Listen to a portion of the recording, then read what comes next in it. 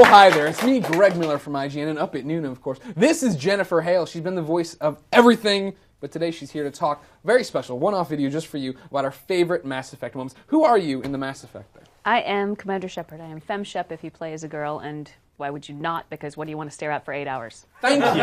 Way more than 8 hours, too. Yeah. I wanted to stare at the planet and just mine the hell out of it, but that's another story.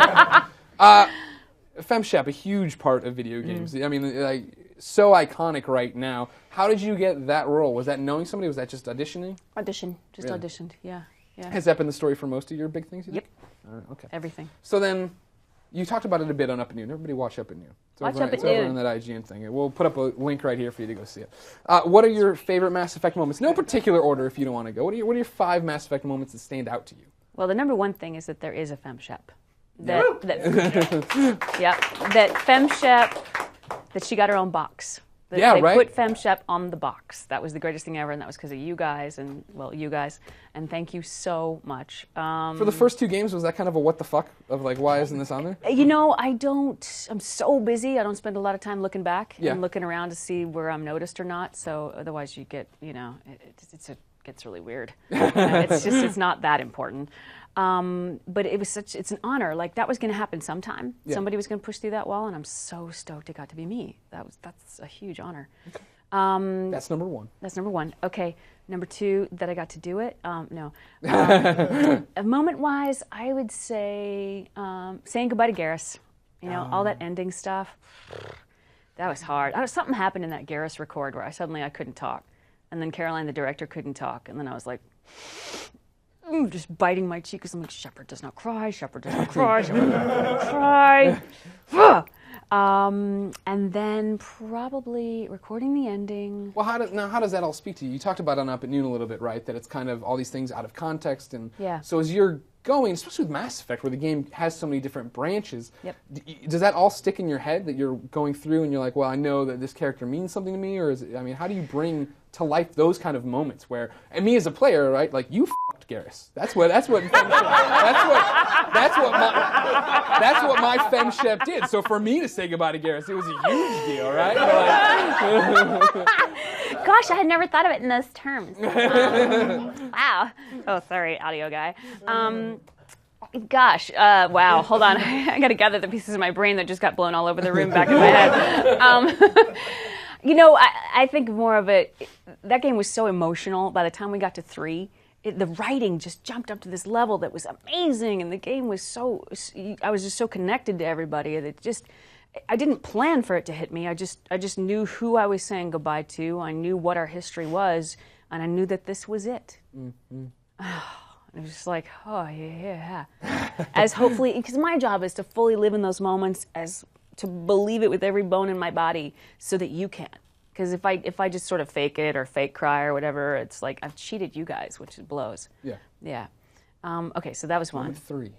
Put in that camera for you. Oh, well, there I'm on the camera. Okay, so 3 would be punching the reporter. She had it coming. Yeah, she totally did. I always say that Paragon Shepard is who I wish I was, and Renegade Shepard is what I want to say. And then real Jen Hale somewhere in the middle. So, it depends on what day it is. Gosh.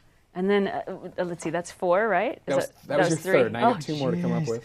There's so much. All the Illusive Man stuff. Now, for stuff like that, or Martin Sheen, right? He brought that guy to life, as we're talking about. So did. Were you in the studio with him? No, this is all separate. By myself. Okay. But they have a system called Veda that's proprietary to BioWare that they've developed, where you don't use any paper. Like, a lot of times in my sessions, I can flip forward and kind of get context and get details out of what's next in my little stack of stuff. Sure. But I can't do that with that because it's on a monitor and they control when it goes through. But the good news is that if someone has been in to record before you get to hear them in your cans, if you're wearing cans or through the speaker. So it's almost like you're talking to them, which is amazing. Unfortunately, I was first in a lot of my records, so I didn't often get to do that. The reason Martin Sheen's so good is because you were there. No!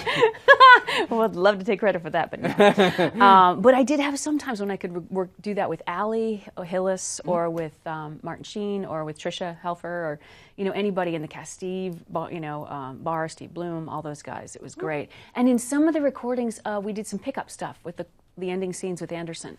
And I got to go back and forth with him a little bit, which was just like, whoa.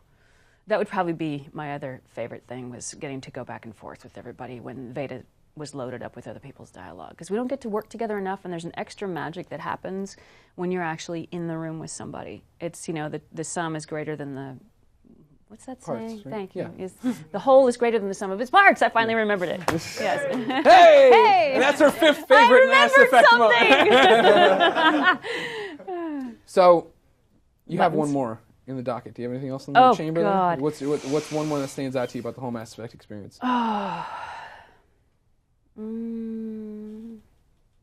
Ooh, getting to play a freaking action hero. Right.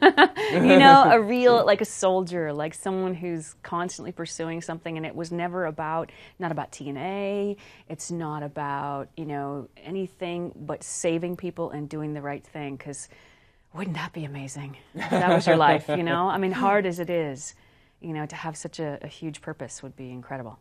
Now, I'd be remiss if I didn't ask, what did you think of the ending for the trilogy?